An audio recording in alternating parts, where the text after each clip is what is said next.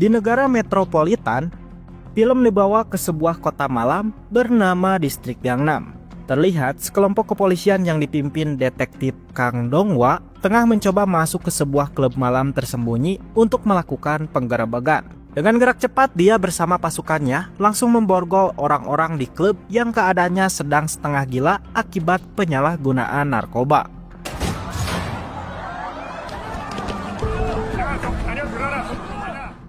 Di dalam klub, detektif Kang pun merasa curiga dengan sebuah pintu yang mengakses ke dalam gudang.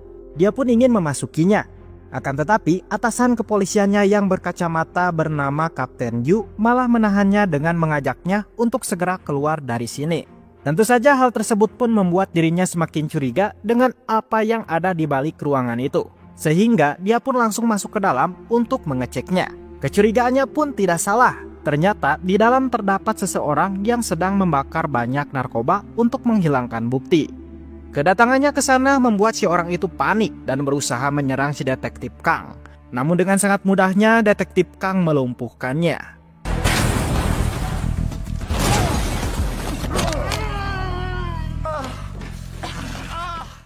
Detektif Kang begitu terkejut saat mengetahui orang yang dilumpuhkannya ini merupakan bawahannya sendiri di kepolisian. Lantas, ia pun langsung membawanya ke kantor untuk menginterogasinya atas keterlibatannya dengan narkoba ini.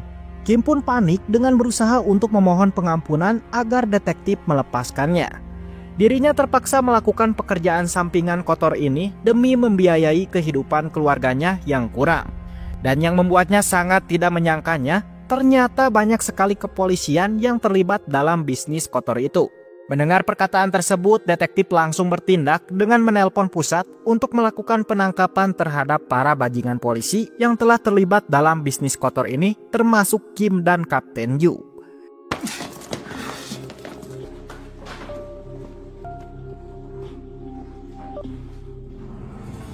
Tiga tahun pun berlalu, kini keadaan Gangnam terasa hening dan kondusif usai penggerebekan yang pernah dilakukan oleh detektif Kang. Tapi ternyata semua itu salah.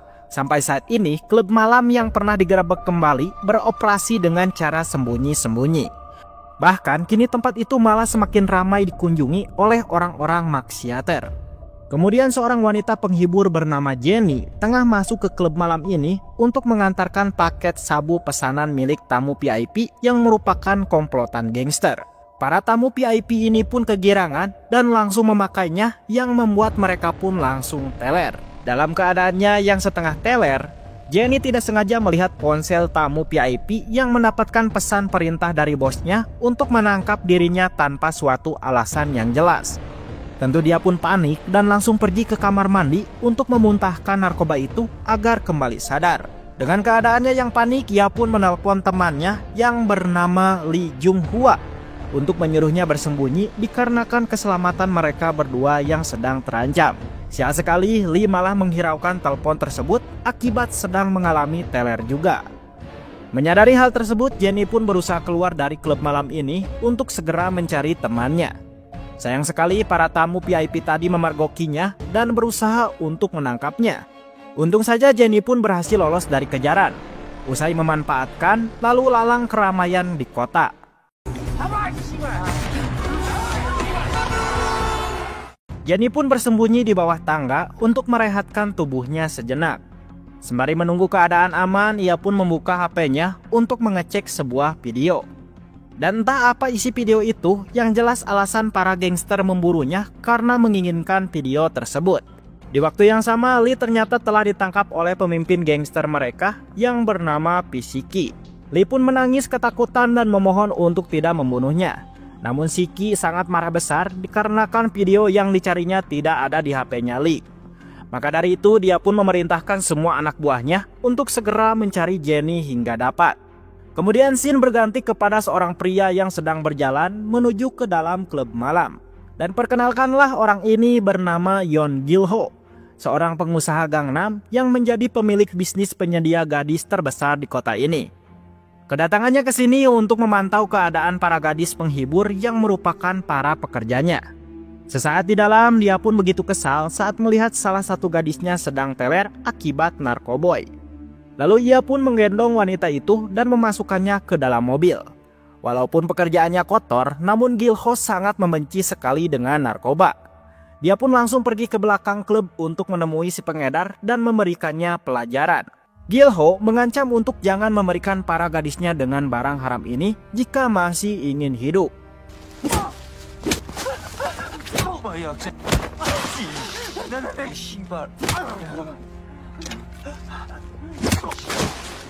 Di depan klub malam sendiri, segerombol kepolisian korup berdatangan untuk mencari Jenny. Mereka telah disewa oleh si para gangster itu untuk mencarinya. Kebetulan sekali hal tersebut pun tidak sengaja didengar oleh Gil-ho. Tentu Gil-ho pun menjadi keheranan mengapa para gangster dan kepolisian itu ingin menangkap gadis terbaiknya, yakni si Jenny. Dia pun langsung pergi dari sana untuk mencari Jenny dan mencari tahu kebenarannya. Di sisi lain, Jenny sendiri tengah pergi ke loker umum untuk menyimpan HP berisi video penting ini. Seusai itu, dia pun langsung bersembunyi di dalam kasino terbengkalai. Di sana dirinya pun mencoba menghubungi temannya lagi, yakni Shilly, yang sampai saat ini belum ada kabar. Di dalam keresahannya tersebut, Jenny tidak sengaja mendengar ada suara melangkah menuju ke dalam tempat ini. Dia pun begitu panik yang ternyata Shin-akan dibawa dulu ke sebuah pedesaan yang sangat jauh dari kota. Di desa inilah detektif Kang bertugas setelah dikucilkan akibat melakukan penggerebekan yang mengakibatkan banyaknya polisi korup ditangkap. Walaupun begitu, detektif Kang masih menjalankan tugasnya dengan baik tanpa melakukan korupsi sedikit pun. Saat berpatroli, dia pun tidak sengaja melihat seorang pria muda yang telah melakukan penabrakan terhadap seorang kakek-kakek. Akan tetapi anak muda yang egois ini tidak ingin meminta maaf dan malah ingin menyogok detektif Kang agar membebaskannya. Tentu saja hal tersebut membuat detektif Kang sangat kesal dan langsung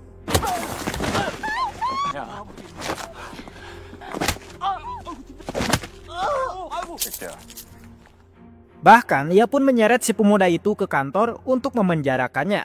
Tidak lama dari itu, kantor pun kedatangan pimpinan pusat yang ingin menemui detektif Kang. Sang atasan pun memberitahukan dengan keadaan Gangnam yang telah marak lagi tingkat kriminalitasnya. Mulai dari pengedaran narkoba hingga maraknya para wanita yang hilang tanpa sebab.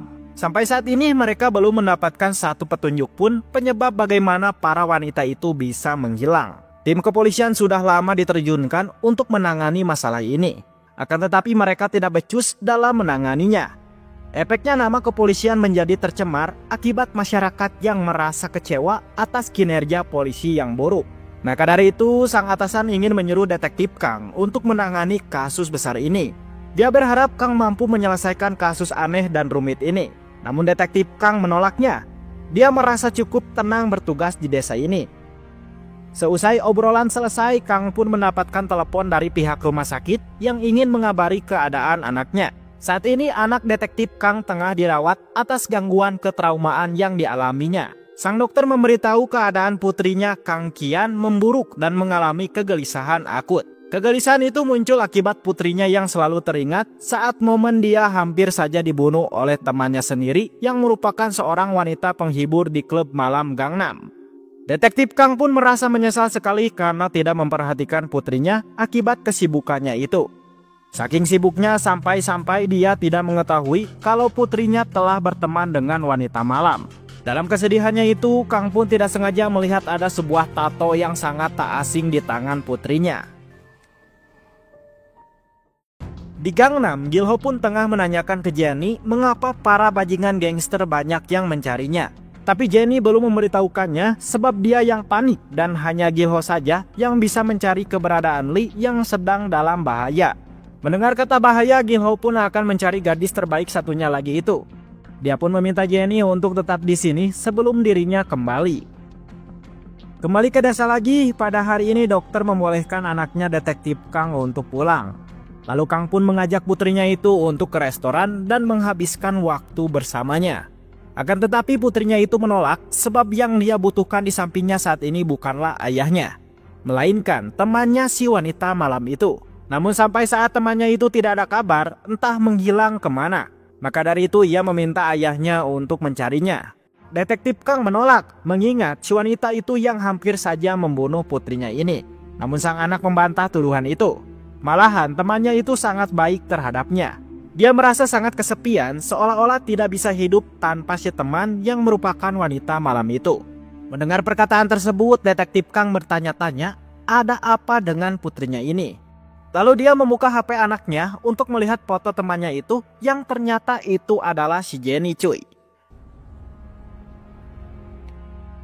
Mengetahui hal tersebut, Detektif Kang menemui rekannya yang super ahli bernama Jisoo. Dia meminta Jisoo untuk mencarikan di mana keberadaan Jenny sekarang. Kang terpaksa melakukan ini atas permintaan putrinya. Lalu ia pun memperlihatkan fotonya Jenny agar mudah untuk dideteksi. Melihat foto tersebut, Jisoo pun keheranan dan merasa tak asing dengan sebuah tato yang ada di tangannya Jenny dan putrinya Kang. Dalam kebingungan itu, mereka pun akhirnya teringat kalau tato tersebut merupakan sebuah simbol dari pekerja wanita penghibur di klub malam. Dan bos dari pemilik tato tersebut merupakan Yeon Gil-ho. 3 tahun sebelumnya saat sedang penggerebekan, Detektif Kang tidak sengaja melihat Gil-ho yang sedang mengamuk terhadap seorang pengedar yang telah menyebarkan narkoba di klubnya. Hal tersebut membuat Detektif Kang pun sedikit respek terhadapnya. Kang tahu Gil-ho sangat kotor, tapi Gil-ho sangat membenci barang yang lebih kotor. Ya 씨발 놈아. Mengingat hal tersebut, Detektif Kang pun malah curiga dengan Gil-ho yang menjadi dalang atas kasus hilangnya para wanita di Gangnam. Dia pun meminta Jisoo untuk melacak plat nomor mobilnya. Sayang sekali Jisoo tidak bisa melakukannya sebab akses mereka untuk mendalami kasus ini telah dibatasi oleh jaksa. Apakah ini artinya jaksa ada keterlibatan dengan kasus ini? Entahlah. Di kantor yang berbeda kita akan diperkenalkan dengan seorang jaksa bernama Min Seo-jin. Jaksa Seo-jin telah mendapatkan perintah dari pusat untuk menyelidiki kasus hilangnya para wanita di Gangnam. Di Gangnam sendiri, Gil-ho sedang menghajar si gangster Pirang untuk menanyakan di mana keberadaannya si Lee. Si Pirang yang sudah berlumuran darah pun memberitahunya kalau Lee sedang bersama bosnya di sebuah hotel. Mendengar info itu, dengan cepat Gil-ho pun pergi ke sana. Di waktu yang sama, Lee sedang diseret masuk oleh si Chi masuk ke sebuah ruangan. Di dalam ruangan itu muncullah seorang pria yang memakai sepatu kulit yang kemungkinan itu pasti pemimpinnya. Lalu Lee pun ketakutan saat si pria itu yang menghampirinya secara perlahan. Tidak berselang lama, Gil-ho pun datang ke hotel ini dengan penuh keterkejutan saat melihat gadis terbaiknya telah meninggal secara mengenaskan.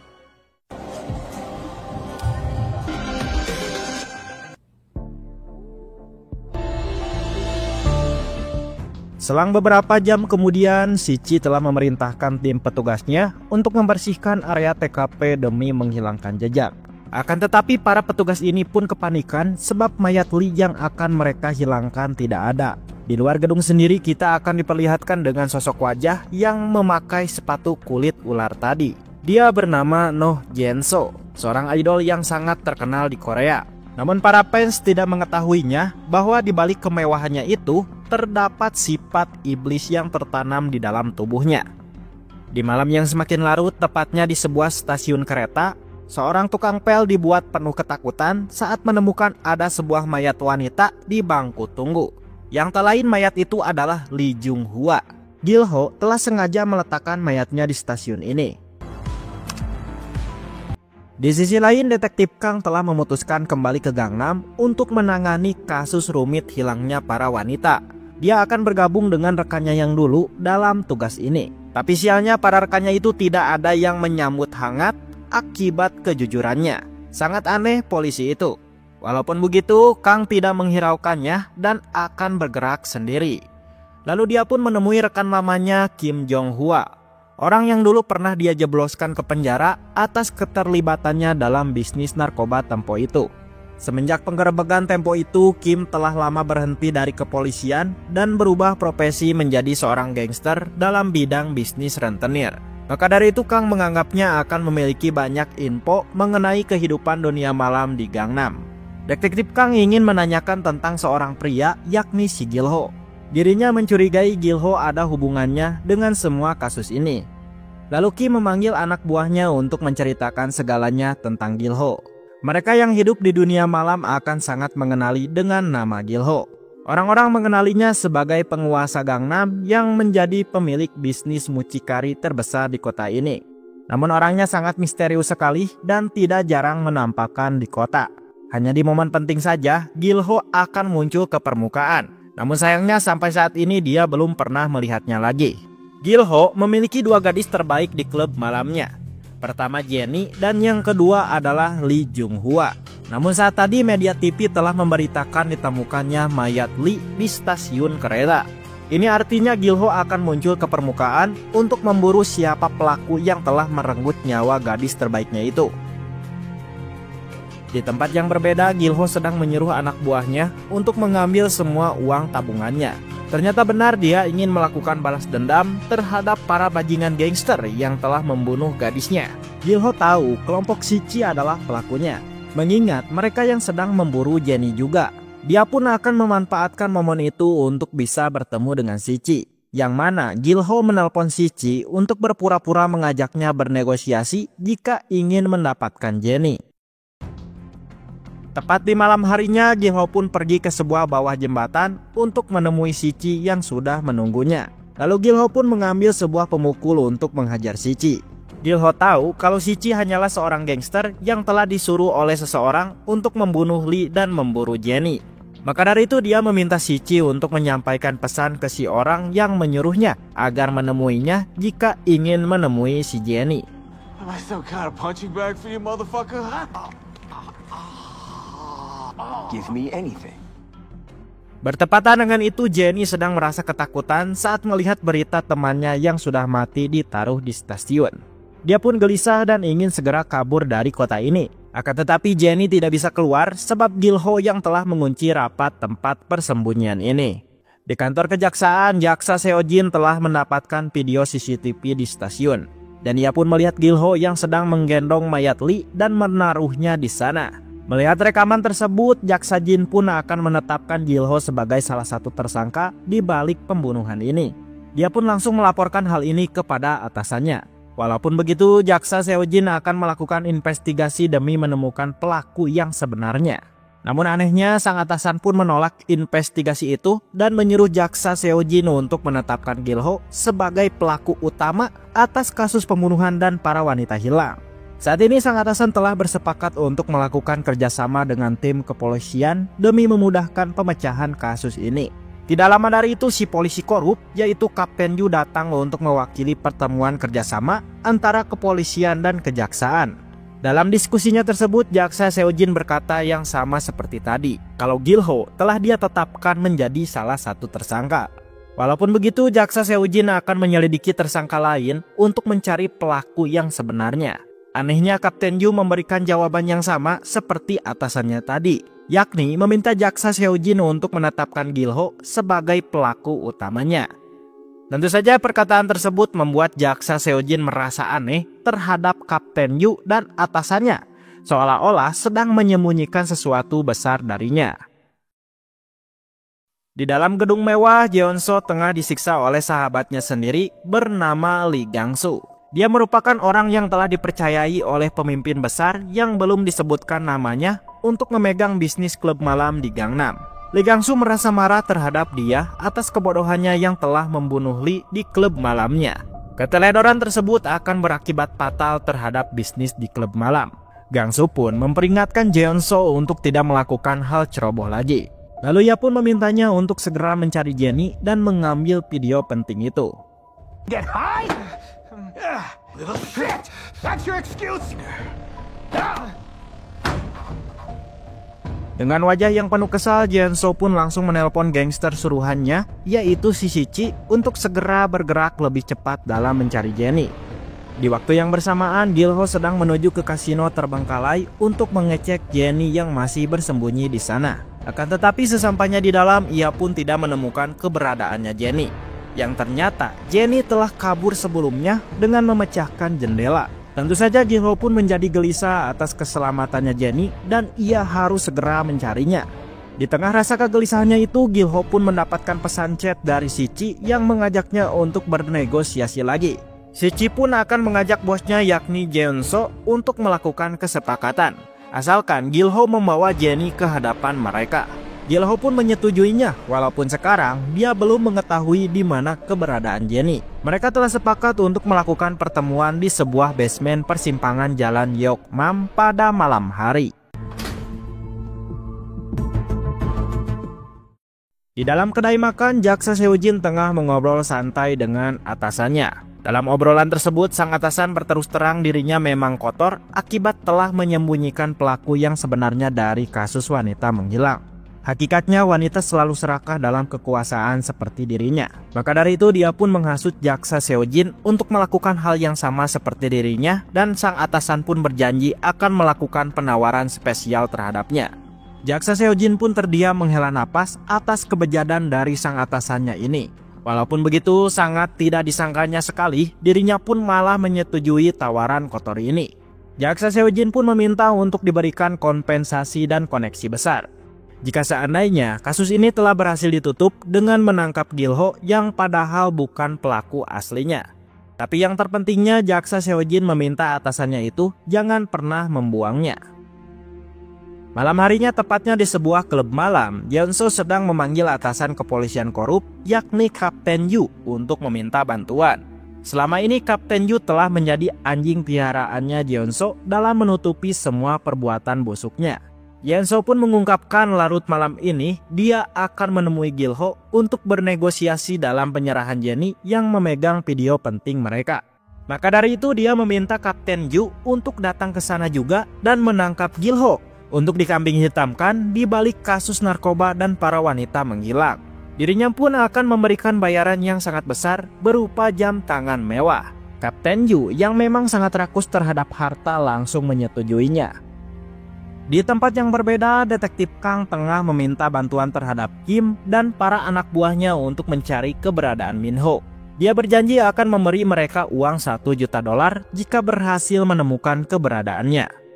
Tak butuh waktu lama, seorang wanita penghibur pun berhasil mendapatkan info dari temannya kalau Gil-ho sedang menuju ke basement persimpangan Yeokman untuk menemui seorang gangster yaitu si Sichi. Mendengar info tersebut, detektif Kang pun langsung bergegas pergi ke TKP. Sesampainya di persimpangan jalan, detektif Kang pun tidak sengaja melihat ada para gangster mencurigakan yang sedang menuju ke dalam basement. Secara bersamaan, Gil-ho telah sampai di TKP untuk melakukan negosiasi. Namun ia pun merasa kesal lantaran orang yang telah menunggunya bukanlah Yeon-so, melainkan Sichi kembali. Dia pun menghampiri Sichi untuk menanyakan mengapa mereka memburu Jennie. Sichi pun menjawabnya bahwa dia telah disuruh oleh Jeong-so untuk mengambil video penting yang ada pada Jennie. Sebelumnya dia berpikir video itu ada pada almarhum Lee. Namun kenyataannya tidak ada, yang pada akhirnya dia pun tetap membunuhnya. Tentu saja perkataan tersebut membuat Gil-ho murka terhadap Sichi yang telah membunuh gadis terbaiknya. Dengan emosi yang tidak tertahan, dia pun berencana ingin menghabisinya. Sial sekali, segerombolan pasukan Sichi datang untuk melindungi bosnya itu. Tak ada pilihan lain, Gil-ho pun terpaksa menghadapi mereka secara solo.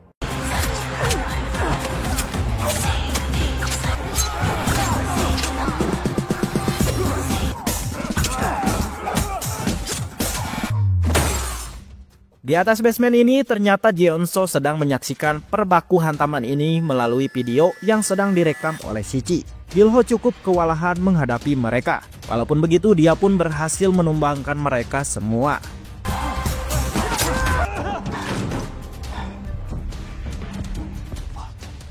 Selepas itu Gil-ho pun menuju atap basement untuk menghajar Sichi yang sedang melarikan diri dan bersembunyi di balik mobil. Namun saat akan menghampirinya,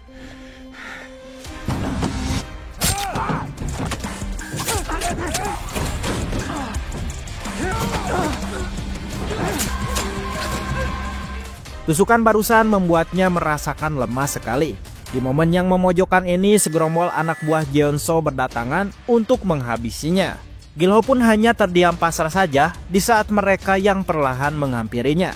Akan tetapi sebuah mobil melaju kencang menghampirinya. Yang ternyata itu adalah detektif yang menyuruh Gil-ho untuk masuk ke dalam mobil.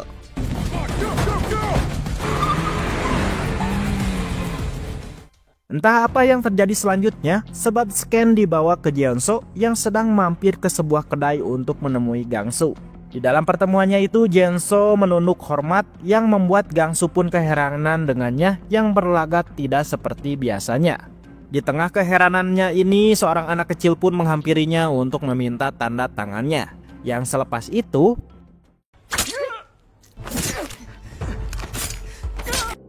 Semua ini merupakan perbuatannya Jeonso. Dia telah merasa muak terhadap Gangsu yang memiliki kekuasaan lebih tinggi darinya. Lalu Jeonso pun menelpon pimpinan pusat yang bernama Tuan Choi untuk meminta izin mengambil alih Gangnam Trading Co dari tangannya Gangsu yang telah mokat.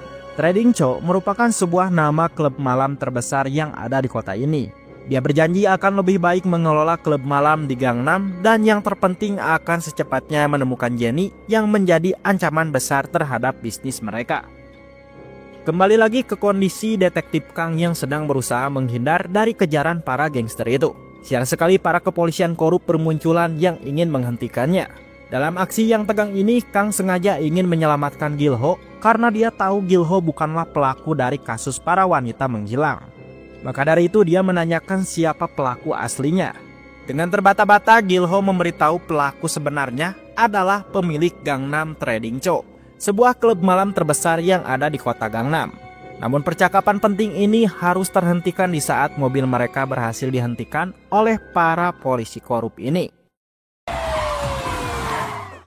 Detektif Kang pun begitu terkejut saat melihat si polisi korup itu ternyata Kapten Ju lagi. Dia pun turun dari mobil untuk menghentikan mereka yang menginginkan Gil-ho. Namun si Gil-ho malah bodoh. Ia malah ikut turun dari mobil yang membuat para kepolisian korup itu ingin menembaknya. Untung saja dia berhasil bersembunyi di balik tubuh si Kang. Kang pun meminta kepolisian korup ini untuk menurunkan senjatanya. Sial sekali mereka tidak menggubris perintah itu dan malahan secara perlahan mendekati Gil-ho untuk menangkapnya. Di momen yang menegangkan ini, jaksa Seojin tiba-tiba ada di sana. Di saat pandangan mereka teralihkan, Gil-ho memanfaatkan kesempatan ini untuk meloncat ke bawah laut demi menghindari para bajingan kepolisian itu.